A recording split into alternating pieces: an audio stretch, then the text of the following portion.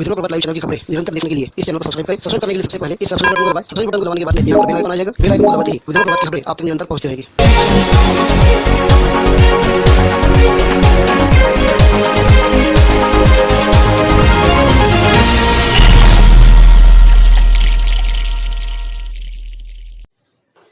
नमस्कार, मैं शरण सिंह राठौड़ और आप देख रहे हैं विद्रोह प्रभात लाइव।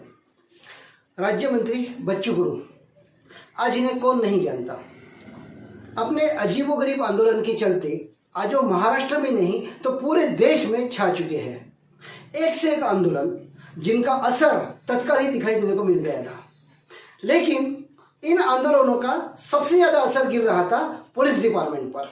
जब भी कोई आंदोलन होता था, सबसे ज़्यादा सरदर्द यहाँ पर बढ़ता था पुलिस डिपार्टमेंट का। पुलिस डिपार्टमेंट के भी अच्छे अच्छे अधिकारियों से आमना सामना कर चुके हैं विधायक बच्चू कडू, जो कि अब राज्य मंत्री है। तो ऐसे में खुन्नसबाजी तो होनी थी। अब महाराष्ट्र के बाद में एमपी पुलिस का एक ऐसा रूप आप लोगों के सामने हम पेश कर रहे हैं जिसे देखकर आप खुद अचंभित हो जाएंगे कि आखिर में खुन्नसबाजी की मर्यादा कहां तक होनी चाहिए। परतवाड़ा निवासी रुपेश श्रीवास्तव, इनके भाई की डेथ हो गई थी।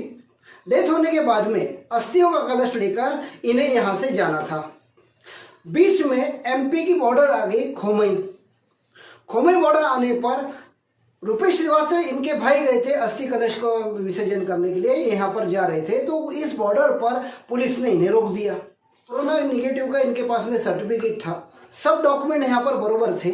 सब कुछ होने के बावजूद पुलिस इनको रोक दिया और ये कहा कि आस्था का विषय है, आप वहाँ पर अस्थियां सिराए या यहाँ पर सिराए, बात एक ही होती है। ऐसा कहकर इन्हें आगे नहीं जाने दिया। मेरा नाम रुपेश माधव प्रसाद श्रीवास्तव, मेरा रहना तिलक चौक परतवाड़ा। पर ऐसा हुआ कि 6 तारीख को मेरा भाई कोरोना से एक्सपायर हुआ, मेरे से छोटा था।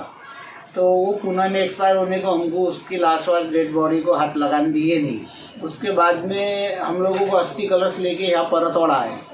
फिर हमने तीसरा दिन होके चौथे 5वें दिन आज हमने उसके अस्थि कलश को इलाहाबाद जाने का हमारे यहाँ प्रोग्राम हुआ। तो उसके लिए एमपी मध्य प्रदेश में भाई निगेटिव रिपोर्ट लगता करके कोविड का निगेटिव रिपोर्ट 2 जन का निकाला। एक मेरे बड़े भाई अनिल श्रीवास्तव और भतीजे स्वप्निल श्रीवास्तव, ये दोनों मध्य प्रदेश बॉर्डर पे गए। तो इनको अस्थि कलश लेके जाते वक्त वहाँ की मध्य प्रदेश पुलिस ने रोका। तो इन्होंने उनको बताते हुए कि निगेटिव रिपोर्ट है, थामो, तो भी हम जान नहीं देते। अब आपका आस्था का सवाल है, आप आपके अस्थि को कहीं पे भी डुबा दो, हम जान नहीं देते। तो फिर भतीजे ने मुझे फ़ोन किया कि चाचा ऐसा सा हो गया। फिर मैंने आकाश श्रीवास्तव को फ़ोन किया। फिर आकाश श्रीवास्तव ने मुझे बोला कि भाई बच्चू कडू से मेरी बात हो गई, आप एक काम करो, वहाँ पे जाओ और बच्चू कडू से बात करवा दो। तो मैं यहाँ से अल्टो गाड़ी से अपने गया। वहाँ जाके मैंने मध्य प्रदेश बॉर्डर पे उनके साहब को, वहाँ पुलिस स्टाफ को ये पूछा कि भाई आपके बड़े साहब कौन है, हमारे बच्चू भाऊ बात करते हैं। जैसे मैंने बच्चू भाऊ का नाम लिया तो उन्होंने 8-10 जनों ने इतना बुरी तरह मेरे को पीटना चालू किया और इतना मारा कि मेरा एक भी चीज़ सुन नहीं रहे। बच्चू भाऊ का नाम सुनते से मुझे इतनी मार खानी पड़ी। ये मेरे को अफसोस हुआ कि मैंने ना उनको गाली दिया, ना गलौज किया, ना कुछ किया, सिर्फ इतना ही बात किया कि भाई हमारे बच्चू भाऊ से आप बात करो। तो उसका परिणाम ये मिला। अच्छा, जब ये सब कुछ हुआ था वहाँ पर कोई अधिकारी वगैरह थे या सिर्फ पुलिस कर्मचारी? वहाँ के एसडीएम साहब थे, उनके पास 3 बिल्ले वाले ड्रेस पे बाकायदा बैठे थे। उन्होंने भी कुछ मध्यस्थी नहीं की, बस मारना ही ये एक उपाय समझा। तो किसी ने जैसे रोकने की कोशिश नहीं करी? अगर इतने बड़े अगर अधिकारी थे तो वो जैसे वजह बिना वजह करे मारपीट शुरू हो गई वहाँ पर, तो किसी ने नहीं रोका? किसी ने भी नहीं रोका। तो आपसे उनसे पुलिसकर्मी पहले कोई बातचीत हुई थी कि जिससे वो नाराज थे, या सिर्फ बच्चू कडू का नाम सुनते ही उन्होंने मारपीट शुरू कर दिया? बच्चू कडू का नाम सुनते ही उनने मारा। मतलब आप ये बोलना चाहते हैं कि राज्य मंत्री बच्चू कडू जो है, इनके नाम से, मतलब नाम से ही खुन्नस खाकर उन्होंने सीधी मारपीट शुरू कर दी? मारपीट चालू करी, ना सुने ना कुछ, ना पूछे। हाँ।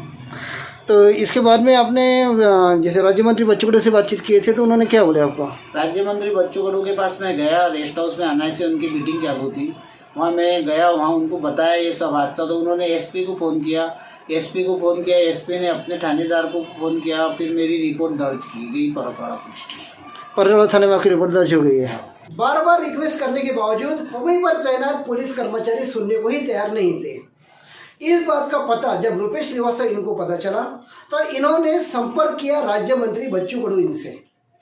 वह इनका ही संदेशा लेकर, मतलब राज्य मंत्री बच्चू कडू इनकी बात कराने के लिए ये परतवाड़ा से रवाना हो गए खोमई के लिए।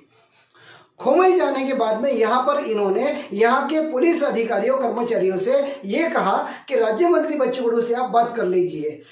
जैसे ही राज्य मंत्री का नाम इन्होंने यहाँ पर लिया, वहां पर तैनात पुलिस कर्मचारियों ने इन पर लाठियों से हमला कर दिया। ये कौन सा कानून था, ये कौन सा तरीका था? पूरे कायदे कानून को हाथ में ले चुकी थी खोमई पर तैनात ये एमपी पुलिस। बात थी राज्य मंत्री के फोन की, ये इनसे बात करके हर चीज समझ सकते थे, लेकिन जैसे ही राज्य मंत्री बच्चू कडू का नाम आया, अंदर से खुन्नस पाल चुके इन कर्मचारियों ने बेवजह ही रुपेश श्रीवास्तव इन पर लाठियों से हमला कर दिया। आखिर में रुपेश श्रीवास्तव इनकी गलती क्या थी? इस लाठीचार्ज में रुपेश श्रीवास्तव बहुत बुरी तरीके से घायल हो गए हैं। उनके पूरे शरीर पर पुलिस के डंडे के ओल के निशान यहाँ पर आ गए थे। इसके बाद में रुपेश श्रीवास्तव इन्होंने तत्काल राज्य मंत्री बच्चू कडू इनसे संपर्क किया, वो इन्हें पूरी आपबीती सुनाई। ये आपबीती सुनकर खुद राज्य मंत्री बच्चू कडू अवाक रह गए। इन्होंने तत्काल जिले के SP doctor Hari Balaji N इनसे संपर्क किया। वो तत्काल इन पुलिस कर्मचारियों के खिलाफ में पुलिस से एफआईआर दर्ज करने का आदेश दे दिया, जिसके बाद में हरि बालाजी एन इन्होंने परतवाड़ा पुलिस थाने को इस बाबत एफआईआर दर्ज करने का आदेश दे दिया।